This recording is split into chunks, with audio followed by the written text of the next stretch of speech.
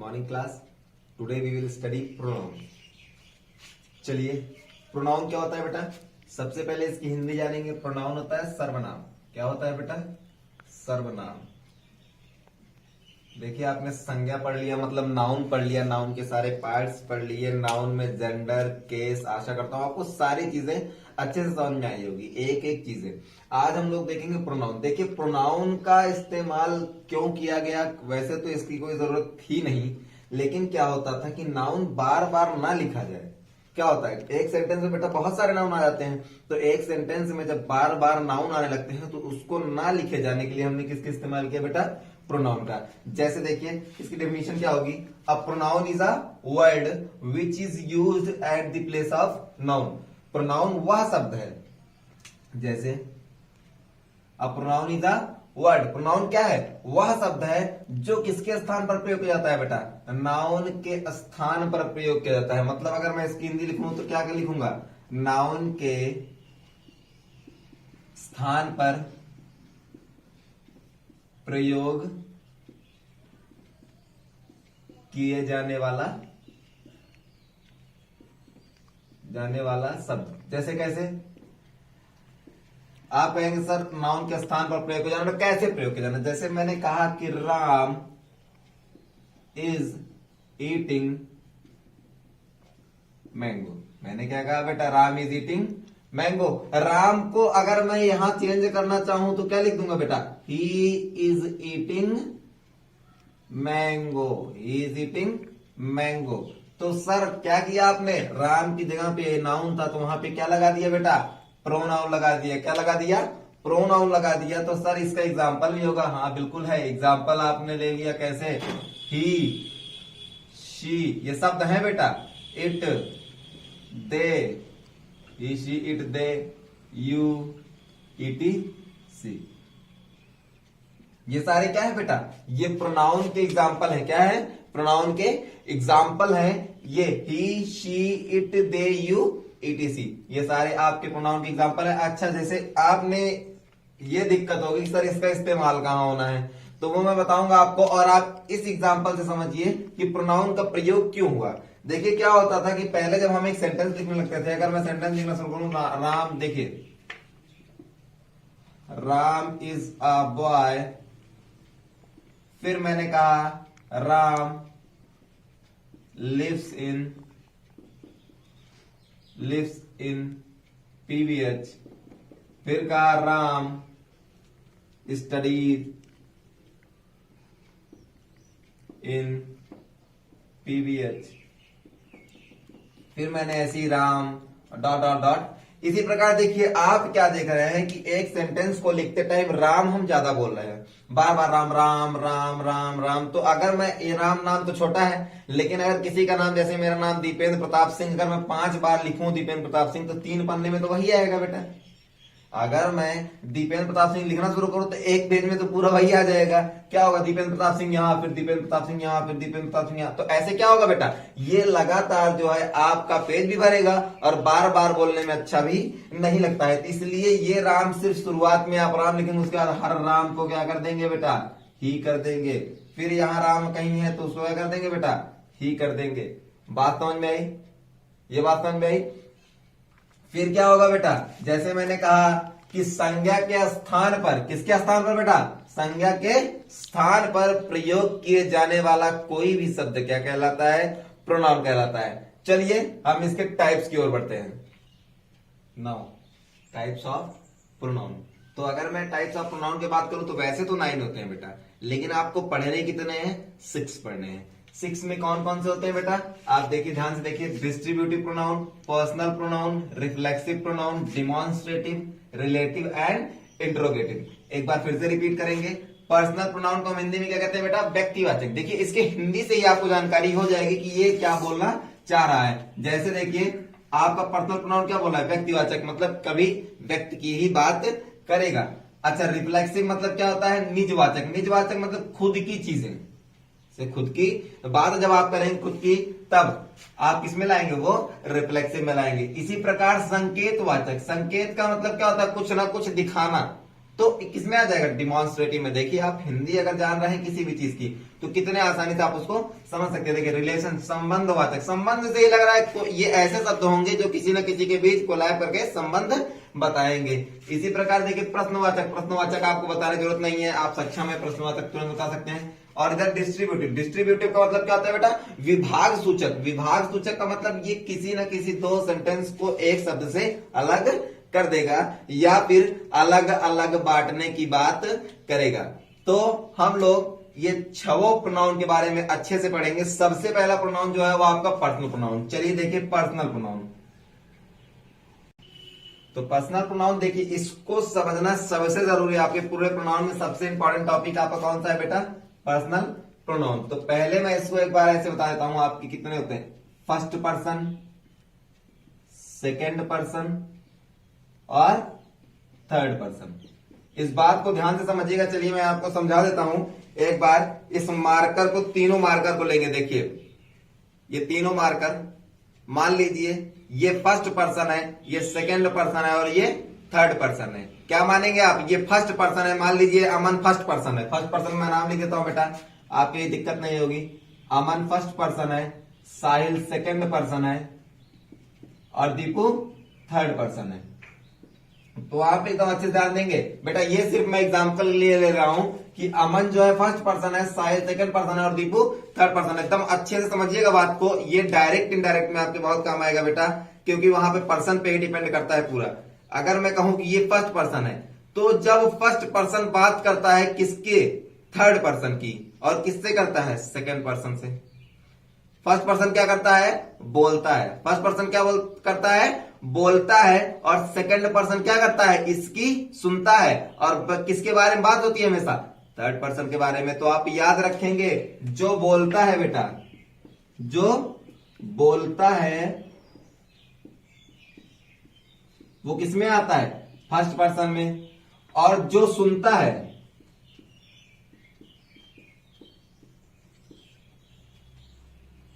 जो सुनता है वो किसमें आता है, सेकेंड पर्सन में। और जिसके बारे में बात की जाती है, जिसके बारे में बात की जाती है वो क्या होता है बेटा, थर्ड पर्सन। तो ये तो मान लीजिए बात की बात हो गई। ये तो समझने की चीज हो गई कि अगर तीन पर्सन एक साथ आप बात कर रहे हैं तो फर्स्ट पर्सन कौन होगा, जो बोलेगा। और दूसरा पर्सन कौन होगा, जो सुनेगा। और थर्ड पर्सन कौन होगा, जिसके बारे में बात होगी। देखिए कैसे, अब मैं प्रोनाउन के हिसाब से लेता हूं इसको। पहले में क्या आएगा, आई और वी। या तो मैं बोलूंगा या तो हम बोलेंगे, या तो मैं बोलूंगा या तो हम बोलेंगे। और यू, यू क्या है बेटा, सेकंड पर्सन। सेकंड पर्सन में सिर्फ एक ही चीज होता है, वो क्या होता है, यू। यू क्या होता है, तुम सुनोगे। जब मैं बोलूंगा तो तुम सुनोगे। और किसके बारे में बात होगी, उसके बारे में बात होगी। तो उसके क्या कहते हैं, ही, शी, इट, दे, या किसी का नेम। थर्ड पर्सन कौन कौन से होते हैं बेटा, मैंने कहा कि ही, शी, इट, दे, या किसी का नाम। किसी का भी नाम भी जो है क्या, कौन होता है, क्या होता है, थर्ड पर्सन होता है। जैसे हम क्या करते हैं, दो लोग बात करते रहते हैं, मान लीजिए दो लोग बात करना शुरू किए, तो क्या करते हैं, किसी न किसी का नाम भी कभी कभी लेते हैं कि यार जो है रमेश जो है बहुत गंदा लड़का है यार। तो क्या होता है, कभी अपनी बात तो करते नहीं दो पर्सन। मैंने बताया था आपको एक वीडियो में कि जब दो पिचाली एक साथ खड़े होते हैं तो क्या करते हैं, कभी अपनी बात नहीं करेंगे कि वो स्वयं क्या कर रहे हैं, वो ये देखते हैं कि तीसरा पर्सन क्या कर रहा है। वो हमेशा किसकी बात करेंगे बेटा, थर्ड पर्सन की बात करेंगे। इसी प्रकार आप देखिए, इसको समझने की कोशिश करिए। आई का मतलब क्या होता है, मैं। वी का मतलब क्या होता है, हम। तो सर आई का इस्तेमाल सिंगुलर के लिए किया जाता है और वी का इस्तेमाल किसके लिए किया जाता है बेटा, प्लरल के लिए किया जाता है। वी का इस्तेमाल किसके लिए किया जाता है, प्लरल के लिए। और आई का इस्तेमाल किसके लिए किया जाता है, सिंगुलर के लिए। ठीक है। और ये याद रखिएगा, आई और वी ये सब हमेशा सब्जेक्ट में रहेंगे। यू देखिए, यू का मतलब होता है तुम। ये हमेशा प्लरल के लिए इस्तेमाल किया जाता है। ये हमेशा किसके लिए इस्तेमाल किया जाता है बेटा, प्लरल के लिए। आप याद रखेंगे, यू के साथ हमेशा हेल्पिंग वर्ब प्लरल रहेगा। यू के साथ हमेशा हेल्पिंग वर्ब क्या रहेगा बेटा, प्लरल रहेगा। जैसे यू हैव हो गया, यू हैव नहीं बोलते, जबकि एक पर्सन ही होता है, लेकिन फिर भी हम क्या बोलते हैं, यू हैव बोलते हैं। कोई दिक्कत बेटा। अब यहां पे देखिए, ही मतलब वो होता है मेल में, ही किसके लिए इस्तेमाल होता है, मेल। शी किसके लिए इस्तेमाल होता है, फीमेल। ये किसके लिए इस्तेमाल होता है बेटा, मेल के लिए, और शी किसके लिए इस्तेमाल होता है, फीमेल के लिए। और ही मतलब वो होता है, और शी मतलब भी क्या होता है, वो ही होता है। इट मतलब भी वो होता है, और दे मतलब क्या होता है, वे होते हैं।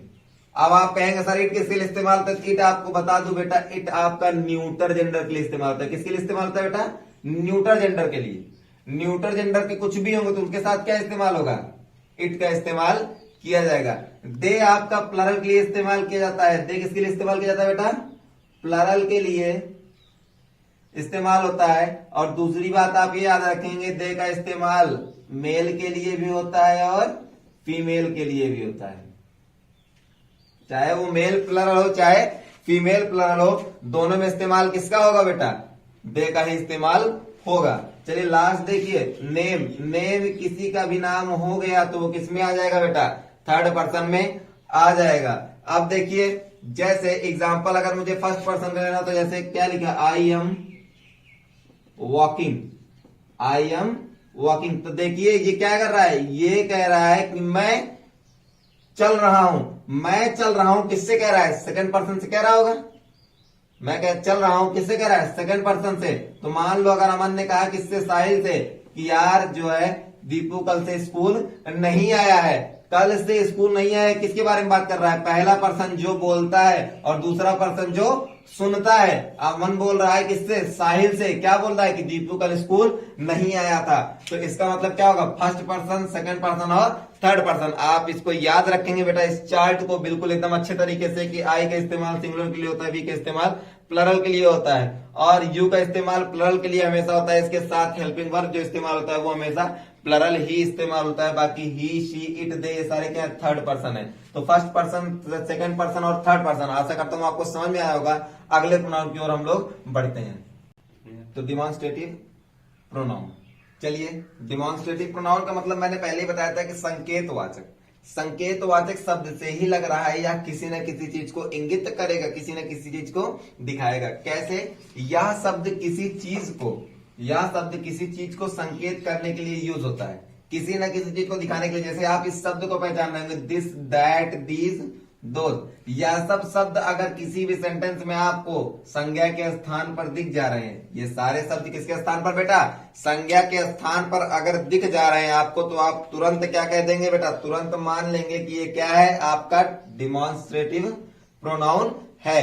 कैसे, क्योंकि हम जानते हैं कि प्रोनाउन का इस्तेमाल किसकी जगह पे होता है बेटा, संज्ञा के स्थान पर प्रयोग किए जाने वाला शब्द ही क्या कहलाता है, सर्वनाम कहलाता है। तो आप याद रखेंगे, कोई भी शब्द जैसे दिस, दैट, दीज, दोज, इनकी शुरुआत में अगर नाउन की जगह पे हो जाए, इनका यूज नाउन के स्थान पर हो जाए। जैसे एग्जांपल देखिए, पहले एग्जांपल लेता हूं मैं, this is uh book.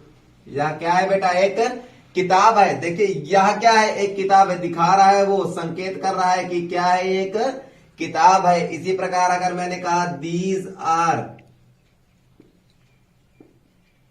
Pens, ये क्या बोला मैंने बेटा, दीज आर पेन्स, ये सारी चीजें क्या है, पेन है। देखिए क्या दिखा रहा है कि ये क्या है, पेन है। आप ध्यान दीजिए, ये क्या है बेटा, पेन है। इसी प्रकार अगर मैंने कहा दैट, कहीं दूर कोई चीज रखी हुई, दिस रखी हुई, दिस इज माई बुक। और अगर कोई चीज दूर रखी है तो क्या लिखा, दैट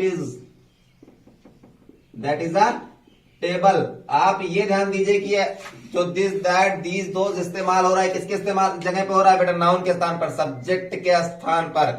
और सब्जेक्ट ही क्या होता है बेटा, नाउन होता है। नाउन ही क्या होता है, सब्जेक्ट होता है। देखिए एक दूसरे से कैसे कोलैब कर रहे हैं, और क्योंकि ये सब्जेक्ट के स्थान पर प्रयोग हो रहा है और नाउन के स्थान पर प्रयोग हो रहा है, इसलिए क्या कहलाएगा, ये डिमॉन्स्ट्रेटिव प्रोनाउन कहलाएगा।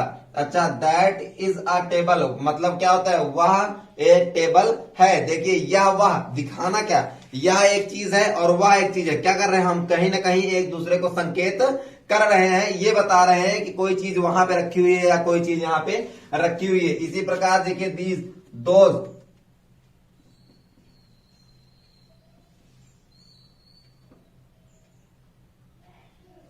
Those are butterfly.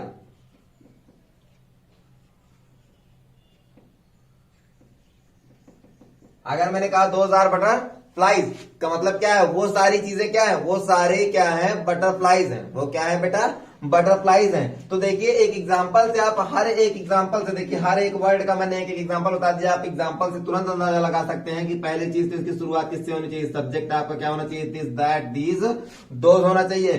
दूसरी बात क्या होना चाहिए, ये जो है नाउन के स्थान पर प्रयोग हुआ है, तो आप याद रखेंगे नाउन के स्थान पर और सब्जेक्ट की जगह पर होना चाहिए, तभी ये क्या होगा बेटा, आपका ये डिमॉन्स्ट्रेटिव प्रोनाउन कहलाएगा।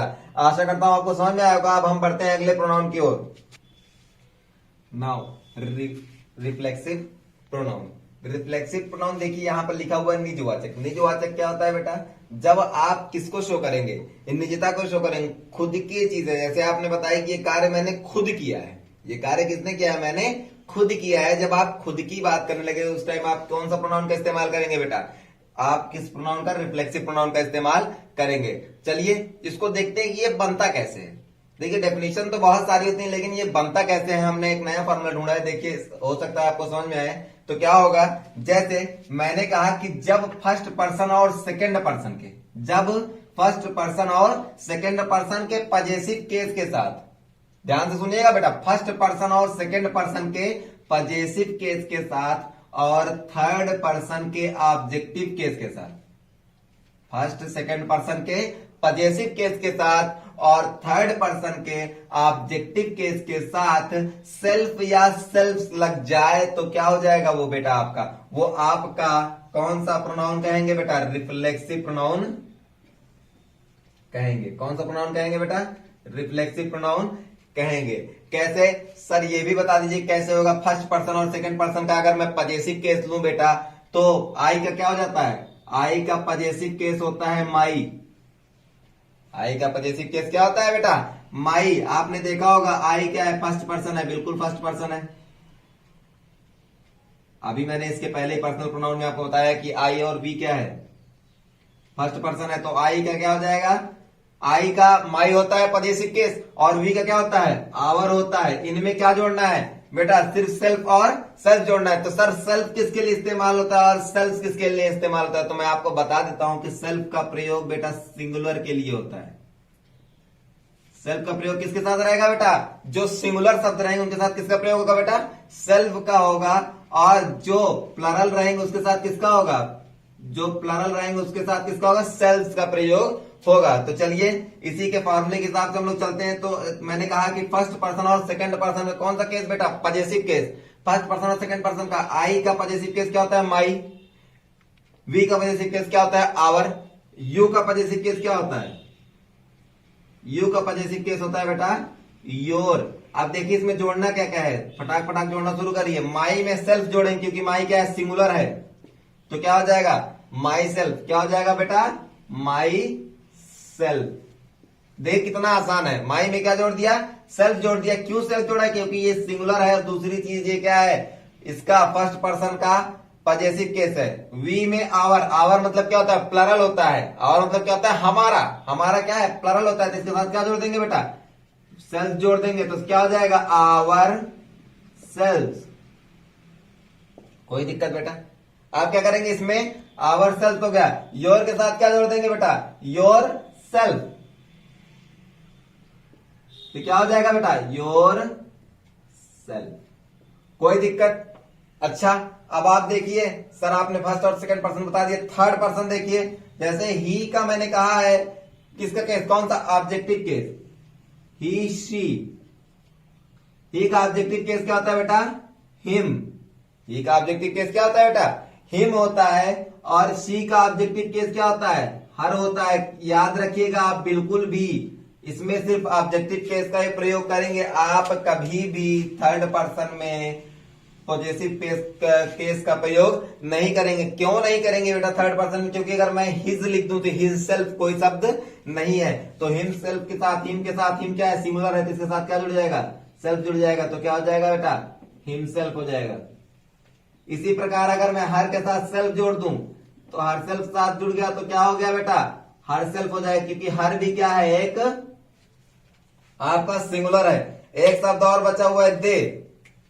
दे क्या है बेटा, दे सर प्लरल है। दे क्या है, प्लरल है तो दे का पहले तो हम ऑब्जेक्टिव केस निकालेंगे क्योंकि ये थर्ड पर्सन है और थर्ड पर्सन इसका ऑब्जेक्टिव केस क्या हो जाएगा, देम, और देम प्लस क्या हो जाएगा बेटा, सेल्फ्स। क्यों सेल्फ लगा, क्योंकि सर सेल्फ हमेशा किसके लिए इस्तेमाल होता है, प्लरल के लिए इस्तेमाल होता है। तो क्या हो गया बेटा ये देम सेल्फ, देम सेल्फ। अब देखिए ये तो मान लीजिए चेंजिंग हुआ कि my self, our self, your self, himself, self. तो आप याद रखेंगे कोई भी सेंटेंस अगर आपको पहचानने को आएगा बेटा तो उस टाइम आप क्या करेंगे, उस सेंटेंस में सिर्फ ये शब्द ढूंढेंगे।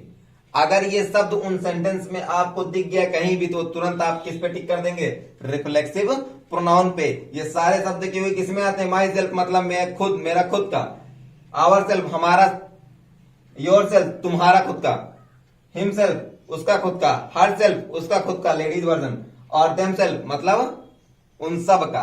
तो क्या हुआ बेटा, ये चीजों से आपको अंदाजा लग जाएगा कि आप जो है रिफ्लेक्सिव प्रोनाउन सॉल्व कर रहे हैं। याद रखेंगे इस बात को कि जब फर्स्ट और सेकंड पर्सन का पॉजिटिव केस और थर्ड पर्सन का ऑब्जेक्टिव केस के साथ सेल्फ और सेल्फ लग जाए तो उसे क्या कहते हैं, हम रिफ्लेक्सिव प्रोनाउन कहते हैं। एक एग्जांपल इसका ले लेते हैं, थोड़ा सा सेंटेंस में थोड़ा सा मिटाएंगे।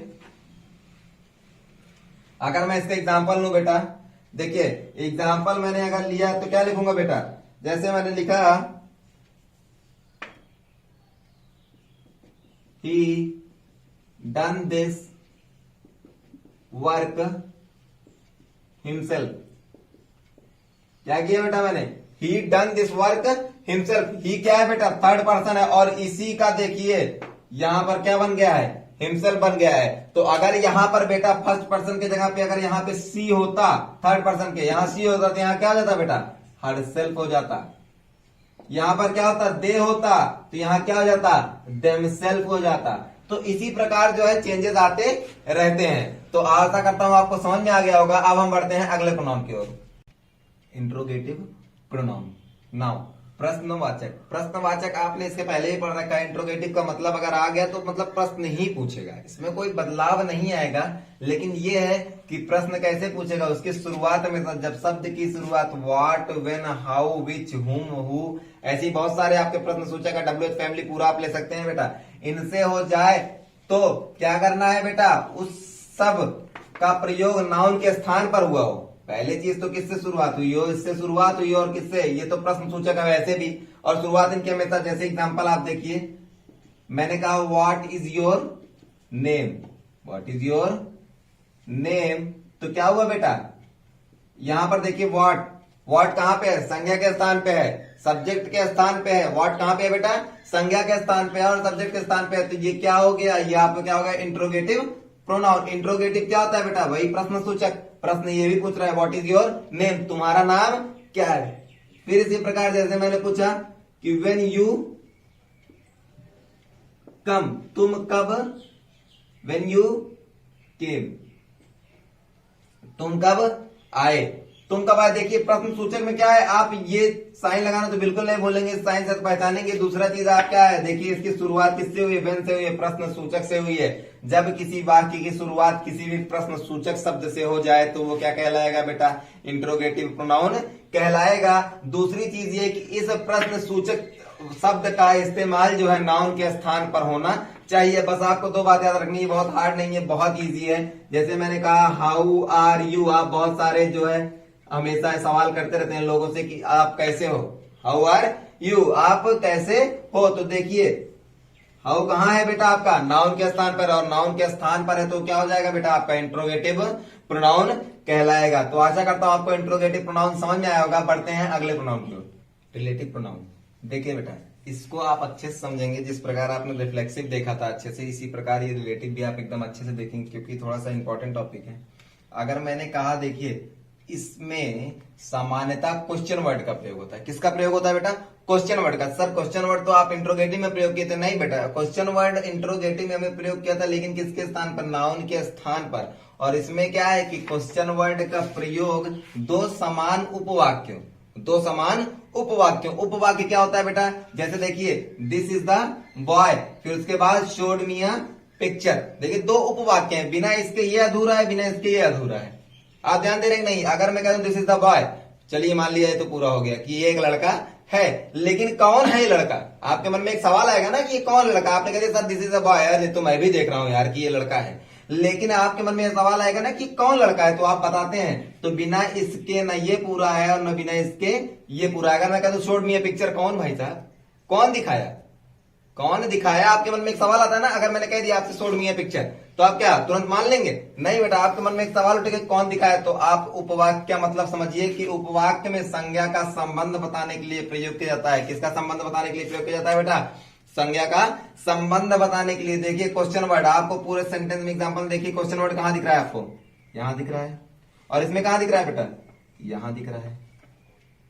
दोनों सेंटेंस में क्वेश्चन वर्ड आपको दिख रहा है। देखिए ये क्या कर रहा है, ये दो सेंटेंस के बीच में बेटा संबंध बता रहा है। दो सेंटेंस आपके उपवाक्य के बीच में सेंटेंस संबंध बता रहा है। कैसे? This is the boy, this is the boy who showed me a picture. ये वही लड़का है, ये वो लड़का है जिसने मुझे पिक्चर दिखाया था। कौन सा लड़का है बेटा? वही लड़का है जिसने मुझे पिक्चर दिखाया था।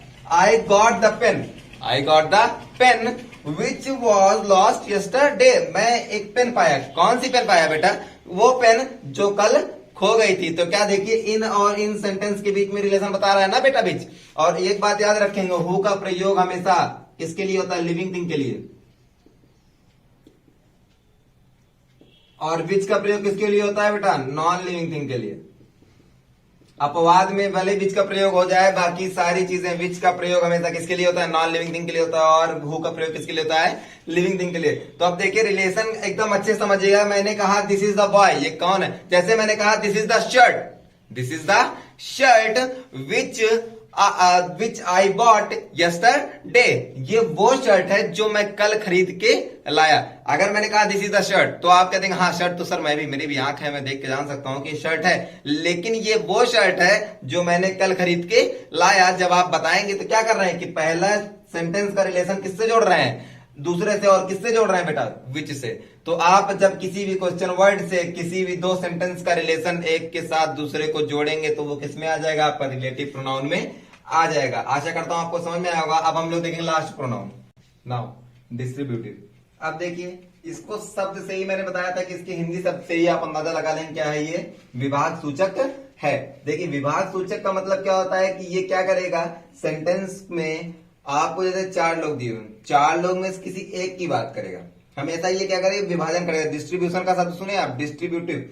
इसी को क्या कहते हैं? डिस्ट्रीब्यूशन। मतलब क्या होता है? जैसे आप कभी कभी देखते हैं 15 अगस्त को आप लड्डू बांटते हैं बेटा, तो कहते हैं आपके teacher distribute each of them, distribute each of them. मतलब एक एक बच्चे को आप जो है बांटिए, एक एक बच्चे को बांटिए। कैसे? जैसे एग्जांपल आप क्या लिखा? ईच, आइदर, नाइदर जैसे शब्द को हम क्या कहते हैं? डिस्ट्रीब्यूटिव प्रोनाउन कहते हैं। अगर ये शब्द आपको किसी भी सेंटेंस में दिख जाए तो आप तुरंत उसको क्या कह देंगे बेटा? डिस्ट्रीब्यूटिव प्रोनाउन कह देंगे। पहली चीज। दूसरी चीज, अगर मैं जैसे सेंटेंस लू, एग्जांपल देखिए, एग्जांपल समझने की कोशिश करिएगा बेटा।